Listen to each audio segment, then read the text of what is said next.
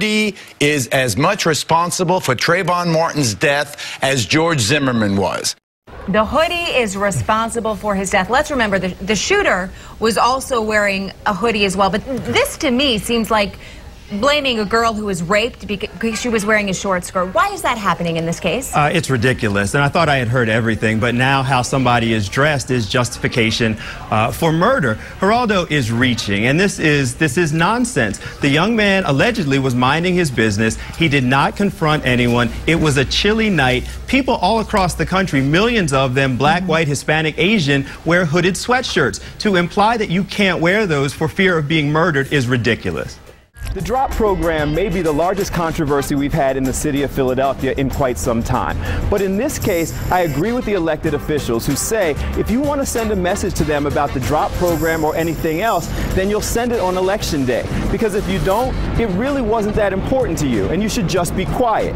In the last Democratic primary for City Council, you could have won with approximately 15,000 votes.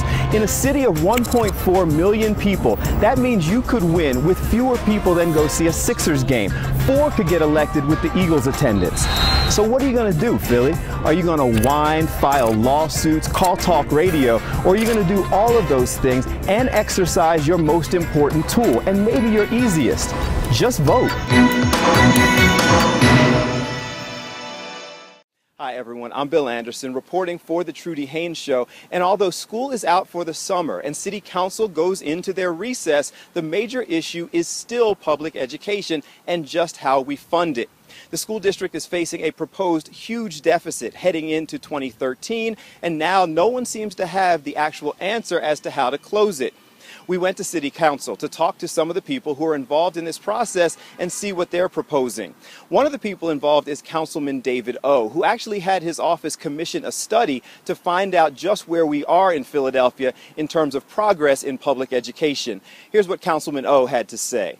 What this report shows is that we are lagging very far behind. Of the local 105 school districts in our region, we are ranked number 95.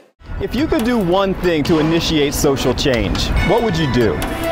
It's not a real difficult question, but if you ask the public, you'd be surprised at the variety of answers you'd receive. Pick up the garbage I see in the street and put it in the litter box. I pledge to help the elderly, the homeless. I would like to help with kids in my neighborhood. I pledge to give out free ice cream. Outstanding. Part of the reason why it's a difficult question to answer is because many of us have come to expect elected officials or organizations to do the things that we as individuals can do ourselves. In keeping with the theme of personal responsibility, I recently joined the City of Philadelphia's I Pledge campaign. The campaign does exactly what the name implies. It asks citizens to commit to do one thing, anything, to improve the quality of life of our city. Can you mentor one young person or clean up in front of one house? I was a little surprised when I took the I Pledge to Facebook and heard responses like, I already pay taxes, and now the city wants me to do their job and clean up after people. Although I understand that sentiment, what if hundreds or even thousands of people felt that way? Is it any wonder that our neighborhoods look the way that they do? But on the flip side, what if everyone got involved and committed to do their part? So I'll commit to mentoring young people who want to break into radio and television. That's my commitment.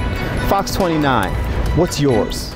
Bill, it's great to talk to you, man. I'm curious, is there ever a time that you feel like you're about to lose your composure with people wagging fingers in your face and some of the lack of respect? Does it ever almost come out? You know, the truth of the matter is that most of this stuff just slides off because, as Michelle reminds me, I volunteered for this job.